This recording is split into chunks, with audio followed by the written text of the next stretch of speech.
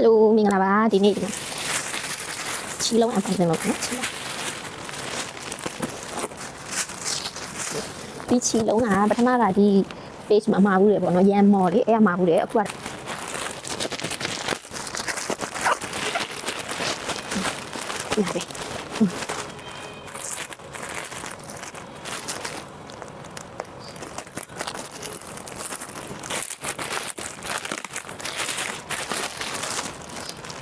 ဟာ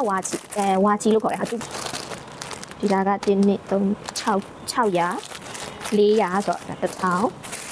အဲ့ဆိုတော့1500သတိပလိုင်းက1500ဒါက2ပလိုင်း size က900ဆိုတော့2000 gram 2000ရှင်းကြည့်အောင်ပေါ့နော်သူရဲ့ဝါချီ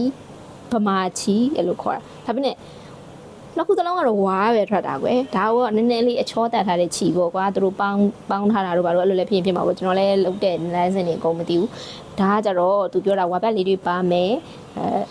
တချို့နေရာလေးတွေမှာပေါ့နော်အဲ့လိုမျိုးလေးဝါဖက်လေးတွေကျန်းတာလေးတွေပါတတ်တယ်ဒါပေမဲ့ထိုးလို့ကောင်းပါဘူးသူပြောတာမှန်တယ်လှတယ်တော်တော်လေးအဆင်ပြေတယ်အသား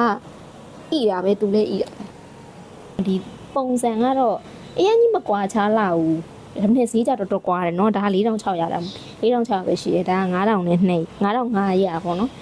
အဲ့လောက်ကွာတယ်4600ဆိုတော့ဒီက900လောက်ကွာတာပေါ့ဒါပေမဲ့ဒါတော်တော်လေးလှတယ်ဤရယ်ကျွန်တော်ဝယ်ပြီးတော့မှ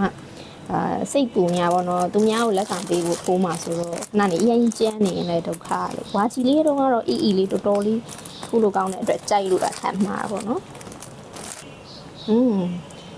ကဲဒါနောက်ကသူများတွေထိုးကျင်လို့ရှိရင်ပေါ့နော်ဒီနှစ်ခုကဈေးကွာပေမဲ့အရေးသွေးတိတ်မကွာလာဘူးလို့ဒါလေးထိုးကြည့်ရင်အဆင်ပြေတော့တယ်သူပလန်ပြပါတယ်လို့စိုက်ပါတယ် bye bye